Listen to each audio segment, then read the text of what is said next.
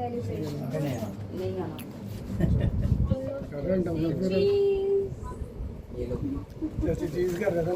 हंसो तो पाए से खड़े हो स्माइल थैंक यू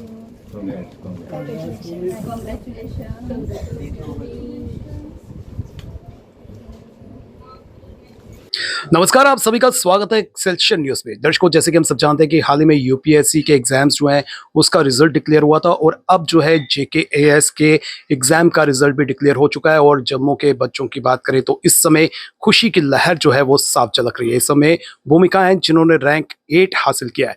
भूमिका जी, कैसा लग रहा है रैंक 8 हासिल करके, वो भी फर्स्ट अटेम्प्ट में? बहुत अच्छा लग रहा है, बहुत ओवरवेलमिंग लग रहा है, प्राउड फील हो रहा है और अच्छा लग रहा है कि अपने मम्मा पापा का नाम रोशन किया। तो भूमिका, जिस तरह से इस एग्जाम को क्रैक करना आपने हिस्ट्री क्रिएट की है फर्स्ट अटेम्प्ट में, आपकी फैमिली बैकग्राउंड में जो है कोई भी जो है जॉब में नहीं है, सिविल सर्विस का सपना कैसे देखा आपने? एक्चुअली मेरे पापा का ड्रीम था कि कोई सिविल सर्विसेज करे, स्पेसिफिकली मैं, तो उन्होंने मुझे बचपन से ही सपोर्ट किया है। सारी नेसेसिटीज़, बेसिक चीज़ें उन्होंने प्रोवाइड की। उन्होंने ही इस आइडिया से मुझे इंट्रोड्यूस कराया था सिविल सर्विसेज का, जब मैं 10th क्लास में थी। फिर देन वहाँ से ही I looked at it as my aim, और बस फिर लग पड़ी उसके तो लिए। तैयारी कब से कर रही हैं आप? आफ्टर ग्रेजुएशन ही मैंने तैयारी स्टार्ट की थी 2022 से। तो जिस तरह से आपने ये एग्जाम फर्स्ट अटेम्प्ट में क्रैक किया, इसमें 3 स्टेजेस हैं, प्री है, मेंस है, इंटरव्यू है। डिफिकल्ट पार्ट क्या लगता है आपको? एक्चुअली देखा जाए तीनों ही पार्ट डिफ़िकल्ट हैं, बट प्रीलिम्स के लिए अगर आपको बेसिक्स आते हैं, बेसिक स्ट्रॉन्ग और प्रैक्टिस है तो वो हो जाएगा। मेंस के लिए आपको बहुत एफर्ट डालना है, क्योंकि 8 पेपर होते हैं, उसको लिखना आना चाहिए, प्रेजेंटेशन, तो वो सबसे मुश्किल पार्ट रहेगा। बट अगर आपका लिखने में कंट्रोल है तो आपके लिए बहुत ईजी रहेगा। जैसे मैं लिखने में थोड़ी बहुत ठीक थी, मेरी राइटिंग अच्छी थी, प्रेजेंटेशन अच्छी थी, तो शायद वही मेरे लिए काम आया है। एंड इंटरव्यू के लिए तो मुझे बहुत डर लगा था कि how to face it, but मैंने बहुत मॉक्स दिए तो मेरा कॉन्फिडेंस बिल्डअप हुआ, तो बस हो गया। जैसे कि तीनों स्टेजेस हैं और हमने अक्सर देखा है एस्पिरेंट्स जो हैं लगातार तैयारियां करते हैं, कई अटेम्प्ट्स देते हैं, लेकिन फिर भी उन्हें सक्सेस नहीं मिलती है।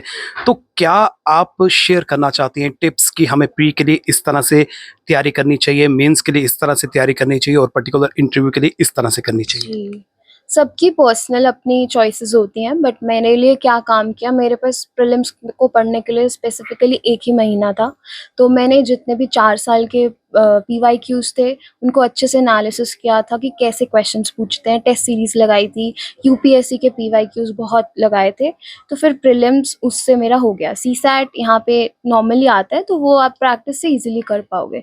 अब मेंस के लिए मेरे पास कोई गाइडेंस नहीं थी प्रॉपर्ली, क्योंकि कोई भी यहाँ पे नहीं है, बट मेरे टीचर्स ने मुझे हेल्प किया। बट मैंने फिर सेल्फ एफर्ट किया, मैंने बहुत होमवर्क किया, एज़ यू कैन से, कि मैंने पहले ही इतना रिसर्च किया वो 4 साल के पीवाईक्यूज़ के लिए, कि मैंने डायरी मेंटेन की और मैंने सारे पीवाईक्यूज़ लिखे कि कौन से टॉपिक से कितना क्या पूछ रहे हैं और कैसे प्रिपेयर करना है। देन ऑन ईच टॉपिक मैंने अपने नोट्स बनाए from Google, from different sources, and then उसी को रिवाइज किया multiple times. I put in datas, वो मसाले होते हैं डाटास को डालना, कि आपका बहुत अच्छा आंसर लगे, रिफ्लेक्ट हो।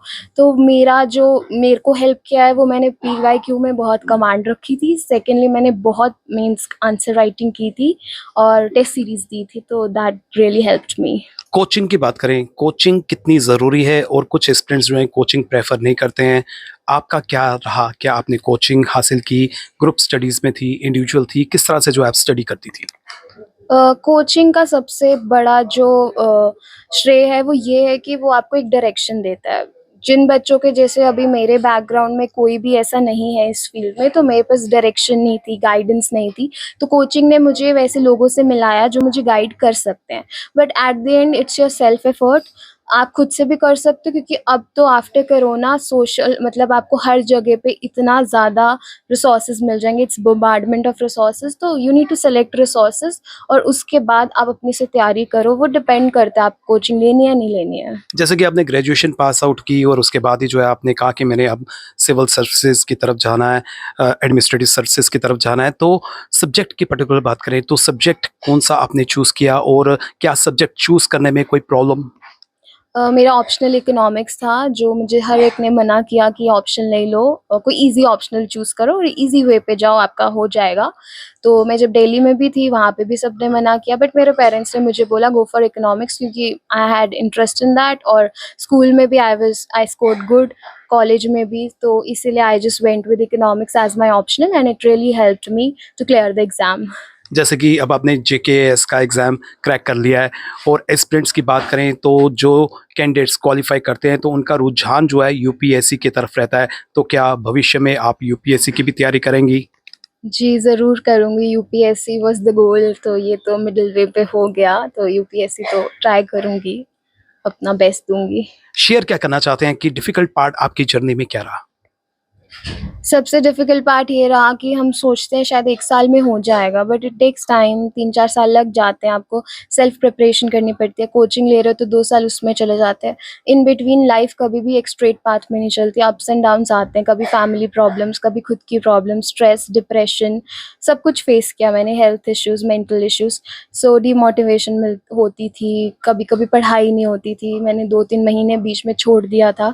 तो ये सब फेज़ से हर कोई जाता है, बट आपको रेज़िलिएंट बनना पड़ता है, आपको परसिवरेंस होनी चाहिए, तो बस वही मेरे लिए हेल्प किया और मैंने मोटिवेट कौन करता था आपको? किसकी मोटिवेशन जो है वो काम आई?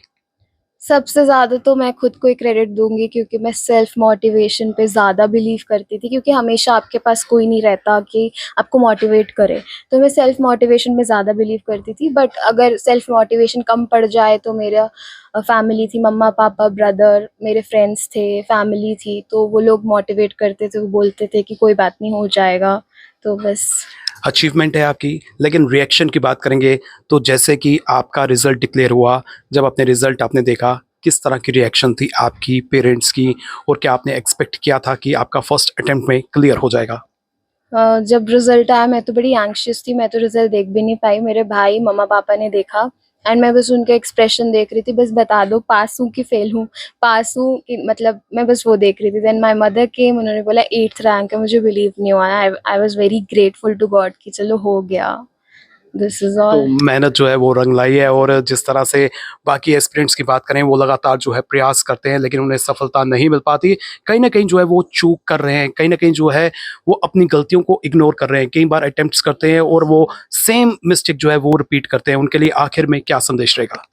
यही है कि अगर आप फेलियर फेस कर रहे हैं तो उससे आप सीखिए कि आप कहाँ गलती कर रहे हो और फिर उसको इम्प्रूव करके बी रिजिलिएंट और दोबारा कम बैक करो, क्योंकि क्विट करना is never been an option. तो just work hard, smart work करो एंड जस्ट डू इट। बहुत-बहुत शुक्रिया भूमिका जी, आपने हमें समय दिया और आप भी इस तरह के कोई भी एग्ज़ाम अगर क्रैक करना चाहते हैं तो आपको भी जो है फ़ोकस होना पड़ेगा, लगातार प्रयास करना होगा और गलतियाँ कि आपको सीखना चाहिए कि गलतियाँ कहाँ हो रही हैं, क्योंकि हम लोग बार-बार अटेम्प्ट करते हैं और बार-बार रिपीट मिस्टेक करते हैं। अगर आपको गाइडेंस की आवश्यकता है तो आप गाइडेंस भी हासिल कर सकते हैं। आज के समय में जो है रिसोर्सेज़ की कमी नहीं है, आप इन रिसोर्सेज़ का जो है भरपूर लाभ उठाएँ और आप भी इस तरह का एग्ज़ाम क्रैक कर सकते हैं। इस वक़्त पूरे जम्मू कश्मीर में जो है सेलिब्रेशन जैसा माहौल है। इस वक़्त मैं भूमिका के घर में हूँ जहाँ पर खुशियों की लहर जो है वो साफ झलक रही है। फिलहाल नितिन कनोत्रा और मुझे यानी कि रितेश गुप्ता को दीजिए इजाज़त। नमस्कार।